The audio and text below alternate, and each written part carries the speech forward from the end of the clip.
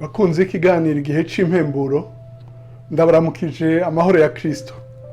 Ijambo dusoma riri mu butumwa bwiza uko bwanditswe na Yohana igice ca 11 umurongo wa 43 na 44. Yohana 11 umurongo wa 43 na 44 handitse ngo amaze kuvuga ivyo asemera n'ijwi rirenga ati Lazaro ngwino sohoka.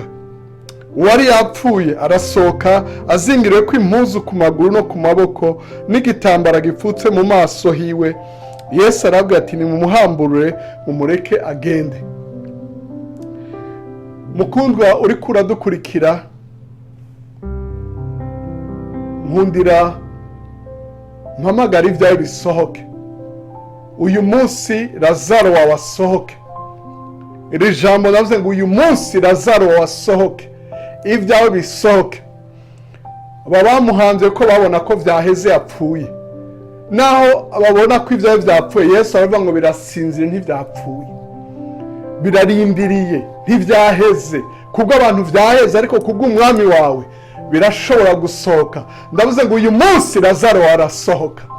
Wari kurankurikira uri wenyine cyangwa wankurikira muri benshi, unyemere nkore ico Yesu yakoze, umfashe guhamagara. Nawe urahamagara ivyawe, kuko muri Yohana igice ca 14 umurongo wa 12 haranditse ngo nukuri ndababwire unyizera ibikorwa je nkora nawe azobikora, kandi azokora ibibiruta, kuko je ngiye kwa Data. Umurongo wa 13 nawe akavuga ngo kandi ico muzosaba cose mu izina ryanje nzogikora, kugira ngo se ashimagizwe mu mwana. 14 nimwagira ico musaba mu izina ryanje nzogikora. Imana ishimwe cyane. Tugira tubikore mu izina rya Yesu, mu izina rya Yesu Kristo.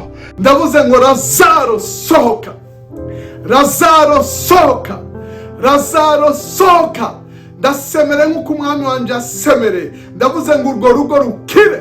Ndavuze ngo ayo mashuri agende neza. Ndavuze ngo amafaranga aze. Ndavuze ngo amagara akire. Ndavuze ngo icyo kigwara gihunge. Ndavuze ngo sohoka, va mu bugwayi, va muri alerji, va muri ivyo bintu vyatwaye abiwanyu, vyabujije abiwanyu kubaka, vyabujije abiwanyu gutera imbere.